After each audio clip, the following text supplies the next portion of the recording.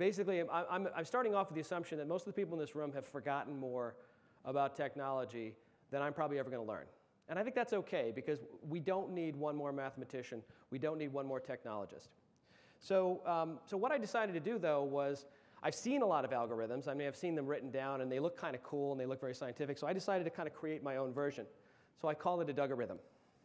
Okay, so this is just my way of kind of explaining where I think we are and kind of how things have played out. So bear with me on this. Okay, so first of all, we started off a long time ago when publishers had unsold inventory. Okay, add to that the fact that agencies, that's the A here, had unfilled planning capacity. They just couldn't make sense of the rest of the web.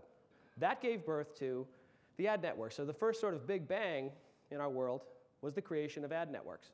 Now, the ad networks then did a great thing. They divided what they were getting based on some pretty smart technology and data, right? So, so they ended up, creating a lot of great things. They created some great things. They had some tremendous margins. As I'll say later on, it's been a great business to be in for the last 7 or 8 years, the ad network business. However, they also created some channel conflict. And then there was also the ever-present issue of scale. How can we do this on a grand scale? How can we do it on a massive scale? How can we do it on a scale big enough to accommodate all that TV money that's going to come in from other places? Okay?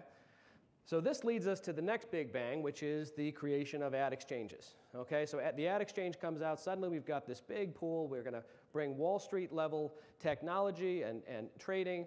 So we end up coming up with a great tool to dip into these ad exchanges, that being the demand-side platform. So this technology comes in. It's a great mitigator for this. We then add on top of that, the agencies step in and say, aha, this is our moment. We can slap our logos on top of some of this DSP technology, create these trading desks, which are going to become our buying engines. And by the way, we will subtract that margin that those networks are getting. That $2 that the networks are keeping out of every buy, that comes back to us. This is all going to work out great, isn't it? In fact, what this is going to amount to, agency profit and scale growing geometrically, right? We are going to solve the buying problem, process efficiency for all. Hallelujah.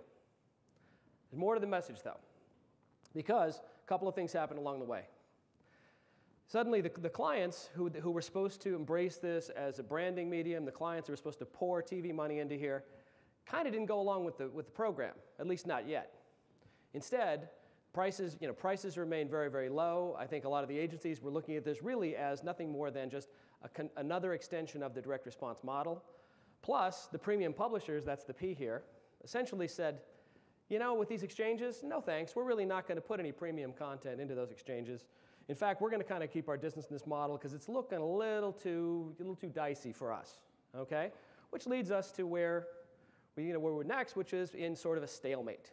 Okay, so the stalemate then creates some creative thinking.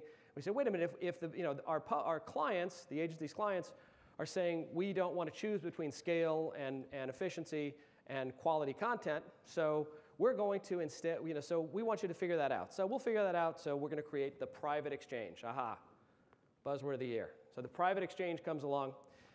Now, as I see it, these private exchanges, where a publisher agrees to sort of, on a limited basis and with specific ground rules, make their inventory, their tier 2 inventory available for bidding, this could go one of 3 different ways. The publishers could collectively say, nah, no thanks, not worth the hassle. And I think there's going to be a big sort of pricing consideration in them making that determination. They could agree to transact with the agencies. They could go full bore into this conversation. Or they could essentially wait it out and decide, you know what, we'll do this, but we'll do it directly with the clients, right? There's plenty of technology companies out there. You, the agency holding company, you're just a logo on top of that technology in many cases. Are you really adding the value? Should I really go through you? Or is there a future where I deal directly with the client? In any case, none of this stuff is going to happen anytime fast. So we head back towards stalemate. Now, what makes the stalemate kind of a little uncomfortable for a lot of us is that the clock is running.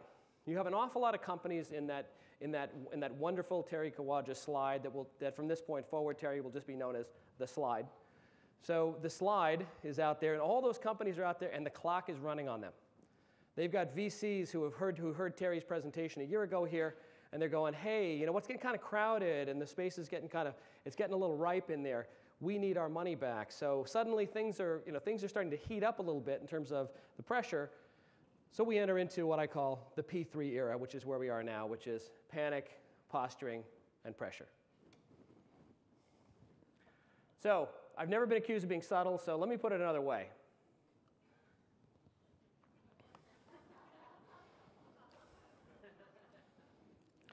So fear not, because I think there's a way out.